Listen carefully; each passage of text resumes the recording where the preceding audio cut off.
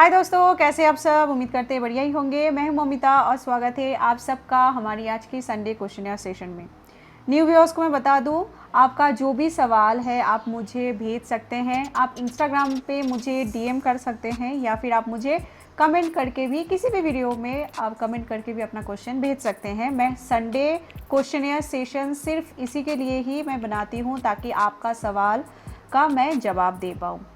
तो चलिए स्टार्ट करते हैं। और जो ऑलरेडी जानते हैं हमारी क्वेश्चन सेशन के बारे में, उनको पता ही है कि पहले इंस्टाग्राम पे आपने जो सवाल मुझे भेजा था और जिसका मैं जवाब नहीं दे पाई हूँ, उसी सवाल को पहले हम उसी सवाल पे हम डिस्कस करेंगे। उसके बाद हम वीडियो में आप जो सवाल किए हैं उसके ऊपर फिर आगे बातचीत करेंगे। तो चलिए शुरू करते हैं।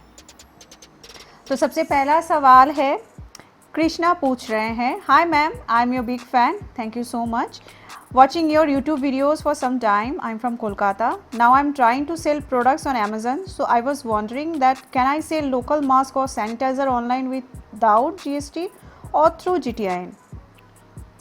देखिए, GST और GTIN दोनों completely different है। GST एक टैक्स डॉक्यूमेंट है जो आप ऑनलाइन सेलिंग करना जब स्टार्ट करोगे आपको ये मैंडेटरी है, आपको सबमिट करना पड़ता है GST। और आप ऑनलाइन सेलिंग में ये मस्ट आपको चाहिए ही होगा जब आप शुरू करेंगे।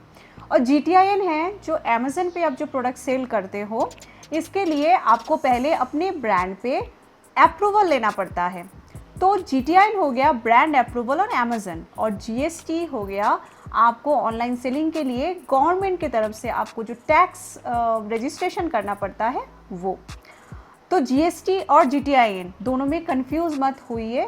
GTIN अलग है और GSTIN अलग है। GSTIN मतलब GST आइडेंटिफिकेशन नंबर। उम्मीद करते हैं कि आपका ये कंफ्यूजन दूर हो गया होगा।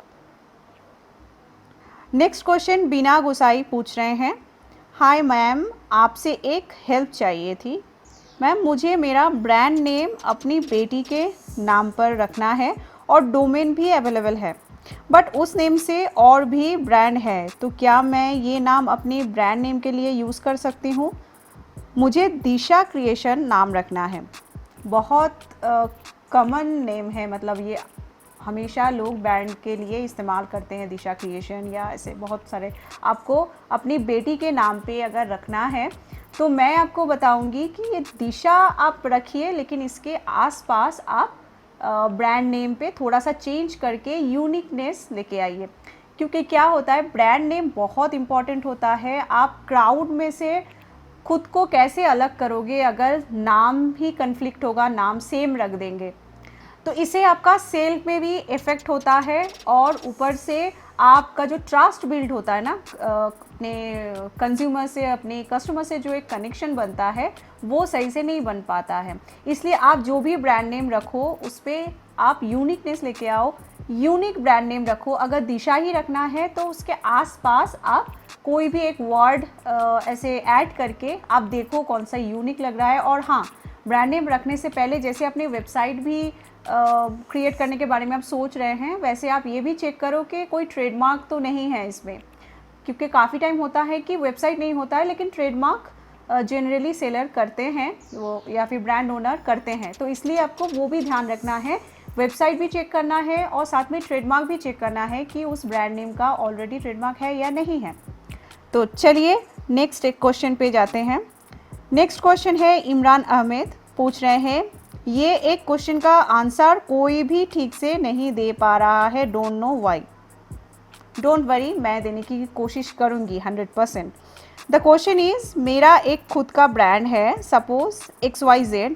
अगर मुझे दूसरे ब्रांड का सामान बेचना है तो उसके लिए ब्रांड अप्रूवल लेना है कि मेरे ब्रांड से ही मैं उस ब्रांड का सामान सेल कर सकता हूँ।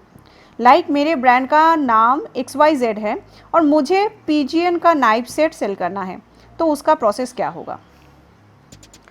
देखिए, इसमें दो बातें हैं जो आपको समझना है।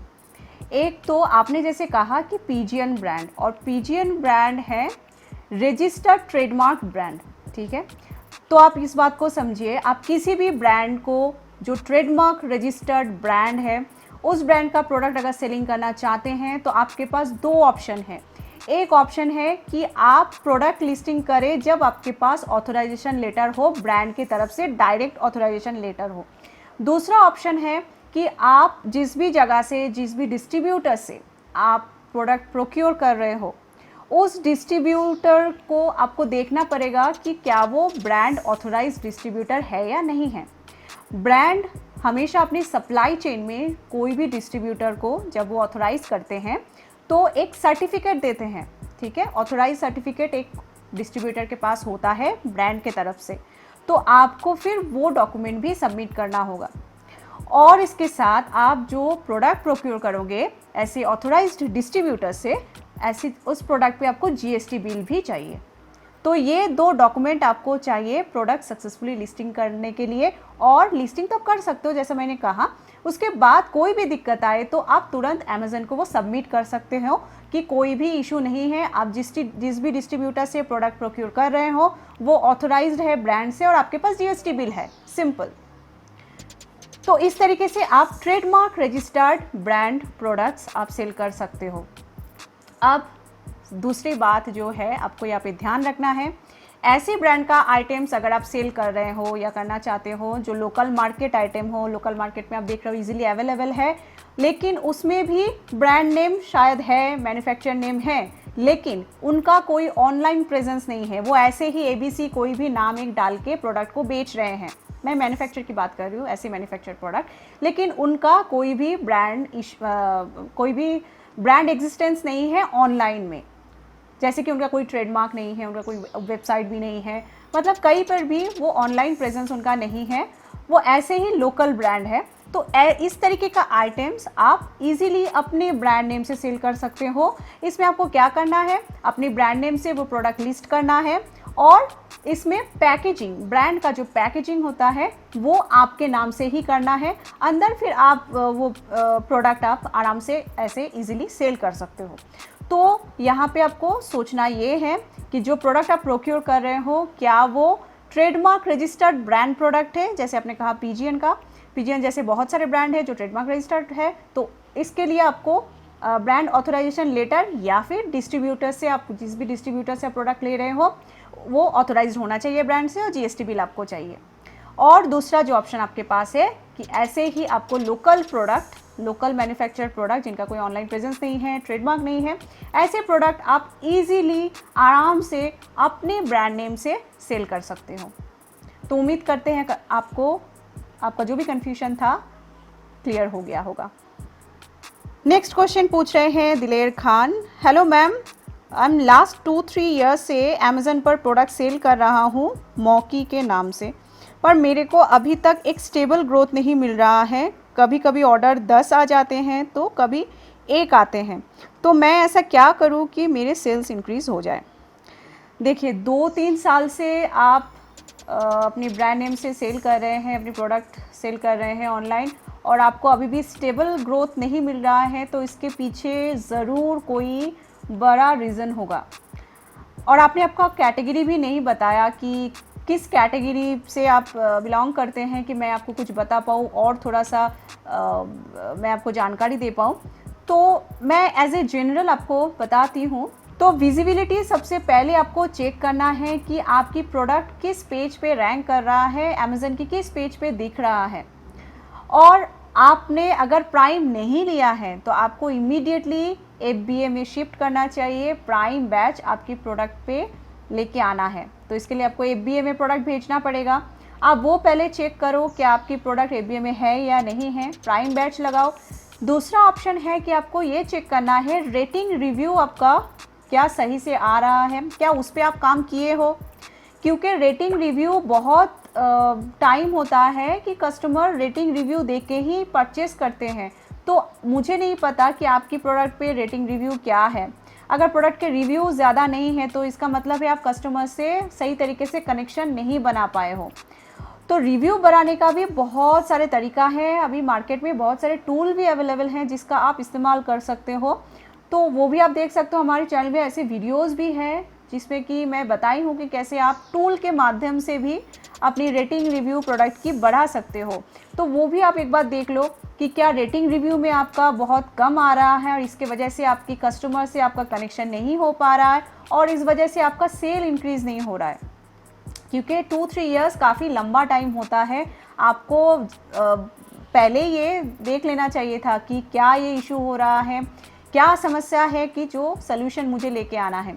तो मैंने इन जनरली मैंने आपको बताया कि दो आपका इशू हो सकता है। एक तो आपकी प्रोडक्ट की विजिबिलिटी सही तरीके से नहीं आ रही है और दूसरा ये है कि आपकी प्रोडक्ट पे रेटिंग रिव्यू सही तरीके से नहीं आ रहा है या फिर आप उस पर काम ही नहीं कर रहे हो। तो ये दो बात का आपको ध्यान रखना है। आप अपनी प्रोडक्ट लिस्टिंग में ये दोनों चीज़ करिए। नेक्स्ट क्वेश्चन है, आदिल अब्दुल्ला पूछ रहे हैं, हेलो मैम जीएसटी रजिस्ट्रेशन करने में एक ऑप्शन है legal business name as mention in PAN, लेकिन हमारे पैन कार्ड में कोई बिजनेस नेम मेंशन नहीं है, तो क्या करें। देखिए वहाँ पे लीगल नेम होगा, आपके पैन कार्ड में जो नेम मेंशन होगा वही लीगल नेम होगा आपकी बिजनेस की। तो लीगल नेम में आपका पैन कार्ड जब आप इस्तेमाल कर रहे हो तो आप प्रोप्राइटरशिप रजिस्टर कर रहे हो जीएसटी में, तो as a proprietor legal name आपका नाम ही होगा। और दूसरा आपके पास ऑप्शन है, अगर आपकी बिजनेस नेम से एज ए प्रोप्राइटर भी आपकी बिजनेस नेम से भी अगर आप पैन कार्ड बना रहे हो तब वो पैन कार्ड फिर वैलिड हो सकता है लीगल नेम के हिसाब से। लेकिन जब प्रोप्राइटर हो तो आपकी लीगल नेम आपकी पैन कार्ड में जो नेम मेंशन है उसी नेम से होगा। नेक्स्ट क्वेश्चन राहुल पूछ रहे हैं, हाय मैम, क्या मैं सिर्फ जीएसटी नंबर लेकर हर कैटेगरी में सेल कर सकता हूँ या सिर्फ एक ही कैटेगरी में सेल कर पाऊँगा।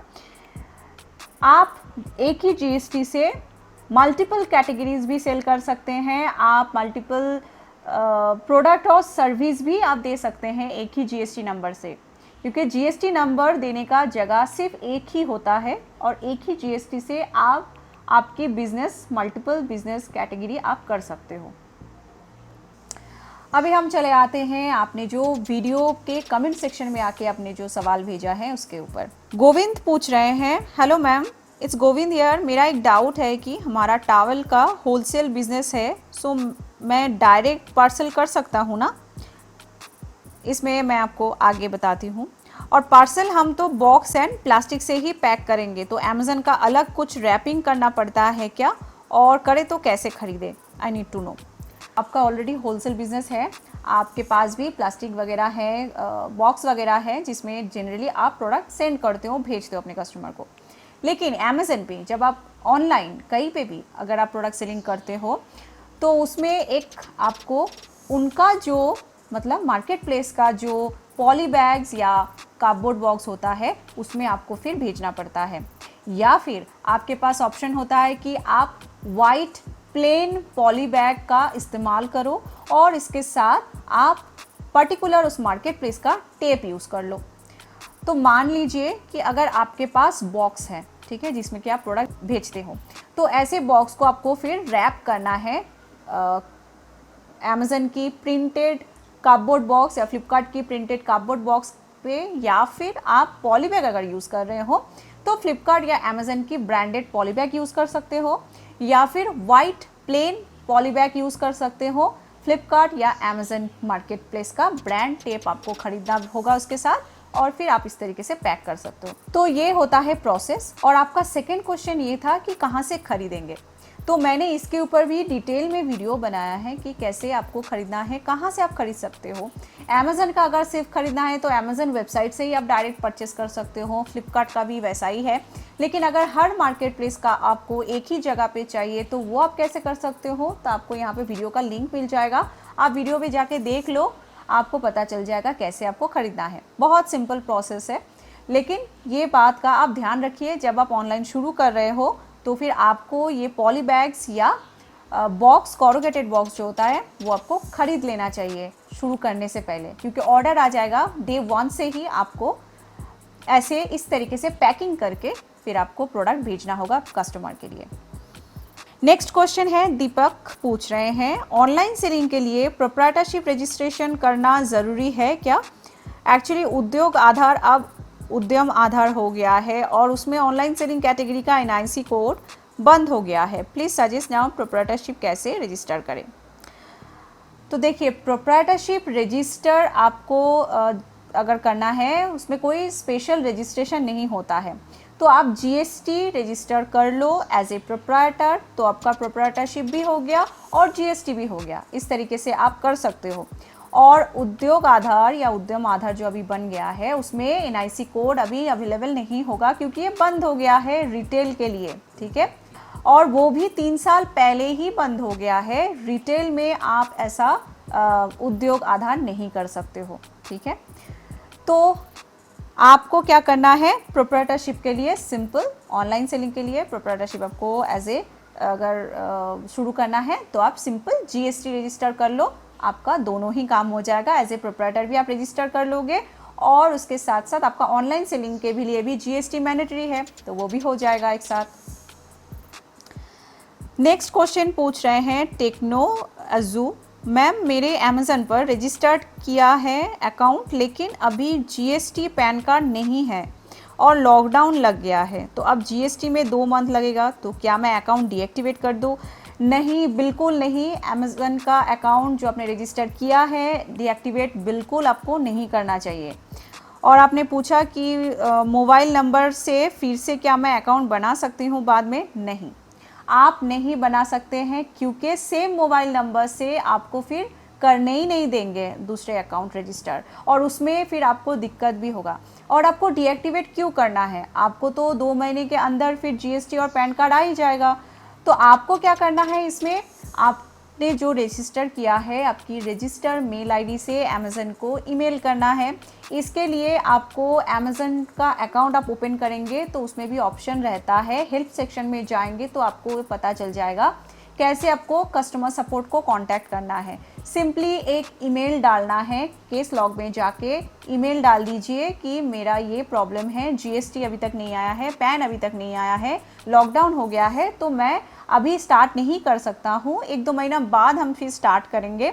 तो मेल आप जब कर देंगे उसके बाद आपको कोई भी फिक्र करने की ज़रूरत नहीं है। जैसे ही आपके पास जीएसटी और पैन कार्ड आ जाता है, आप वो सबमिट करके बता दीजिए, तो आपका अकाउंट फिर से एक्टिवेट भी हो जाएगा और आप सेलिंग करना स्टार्ट कर सकते हो। नेक्स्ट क्वेश्चन अफरीन पूछ रहे हैं, मैम सामान की स्टोरेज के लिए वीडियो बनाइए, आई मीन कितना खरीदे या कितने प्रोडक्ट्स लेना है, क्योंकि ज़्यादा लेंगे तो फिर स्टोरेज की प्रॉब्लम होगी। देखिए, मैं हमेशा अपने वीडियोस में कहती हूँ जब आप स्टार्ट कर रहे हो तो आपको स्टोरेज का ख्याल नहीं करना है, क्योंकि आपको स्मॉल क्वांटिटी से ही स्टार्ट करना चाहिए। क्योंकि आप जब स्टार्ट करते हो तो आपको बहुत सारी चीज़ें पता नहीं होता है। आप जिस प्रोडक्ट से स्टार्ट कर रहे हो सकता है कि आपके लिए वो काम ना करे। इसके लिए बहुत स्मॉल क्वांटिटी में आपको प्रोडक्ट लेके उसे फिर सेलिंग स्टार्ट करना है।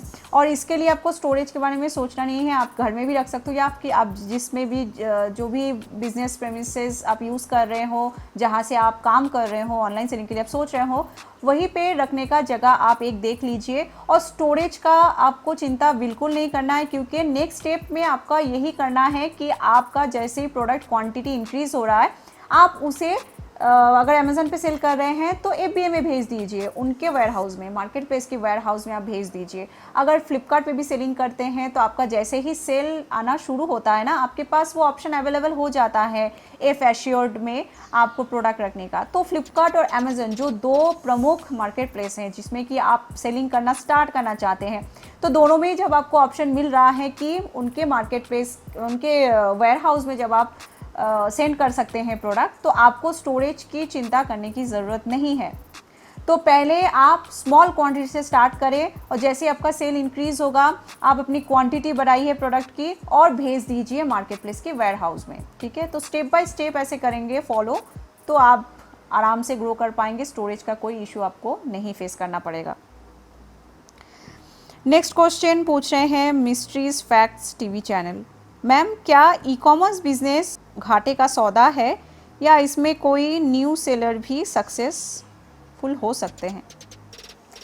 देखिए, ई कॉमर्स सबको पता है कि बहुत तेज़ी के साथ ग्रो कर रहा है, और लॉकडाउन में आपको तो पता होना ही चाहिए कि ऑफलाइन में जो बिज़नेस चला रहे हैं उनको कितना दिक्कत हो रहा है, और ऑनलाइन में चाहे वो एसेंशियल हो या नॉन एसेंशियल प्रोडक्ट्स हो, सबका ही सेलिंग हो रहा है। तो इसमें हम यही बोल सकते हैं कि ई कॉमर्स में तो कभी भी आगे जाके भी वो घाटे का सौदा नहीं होगा, क्योंकि हर दिन कस्टमर भी बढ़ रहे हैं, हर दिन नया नया कस्टमर ज्वाइन कर रहे हैं, ऑनलाइन शॉपिंग कर रहे हैं। तो ऐसे में आपको तो सप्लाई कस्टमर्स को सप्लाई देने के लिए तो सेलर का भी होना ज़रूरी है। जितना कस्टमर्स इंक्रीज़ होगा उतना सप्लायर्स भी चाहिए, उतना सेलर भी चाहिए। इसलिए ई कॉमर्स बिजनेस कभी भी घाटे का सौदा नहीं हो सकता है। और न्यू सेलर को हाँ, ये बहुत क्वेरीज रहता है कैसे हम सक्सेसफुल हो जाए। बहुत सारे ऐसे वीडियोस भी आपको देखने को मिलेगा कि जितना जल्दी हो सके आप सक्सेसफुल बन जाओ, इसके लिए ये करो वो करो। लेकिन ये बात सच है कि आप बिज़नेस में जब आप सक्सेसफुल बनना चाहते हो तो उसके लिए कुछ प्रोटोकॉल है, कुछ स्टेप्स है जो आपको फॉलो करना होता है। आप वो फॉलो नहीं करोगे तो फिर कभी भी सक्सेसफुल नहीं बन सकते, वो चाहे बिज़नेस हो या फिर कोई भी फील्ड हो। तो इसके लिए प्रॉपर एक स्टेप्स होता है और वही हम अपने वीडियो के माध्यम से हमेशा बताते हैं। जब आप नए स्टार्ट करते हो तो आपको बहुत सारी चीज़ों का ध्यान रखना चाहिए, क्योंकि नया चीज़ है e commerce business, online selling, इसमें बहुत सारे फैक्टर्स काम करता है। किसी भी सेलर को सक्सेसफुल बनने में बहुत सारे कुछ करना पड़ता है, ऐसे ही नहीं वो एक दिन में सक्सेसफुल बन जाते हैं। तो आपको वो कौन सा स्टेप्स फॉलो करना है, कौन सा वो चीज़ें हैं जो आपको ई कॉमर्स बिज़नेस में ज़रूरी होता है, इसके ऊपर हमारा बहुत सारा वीडियोस है, वो भी आप फॉलो कर सकते हैं। लेकिन इन शॉर्ट घाटे का सौदा तो बिल्कुल भी नहीं है। अगर सब कुछ आप सही से सब स्ट्रैटेजीज अगर आप सही से अपने बिज़नेस पे ऐड करेंगे, अगर सही से हर तरीके का चीज़ें अगर आप करेंगे तो आप भी सक्सेसफुल बन सकते हो और बहुत कम टाइम में।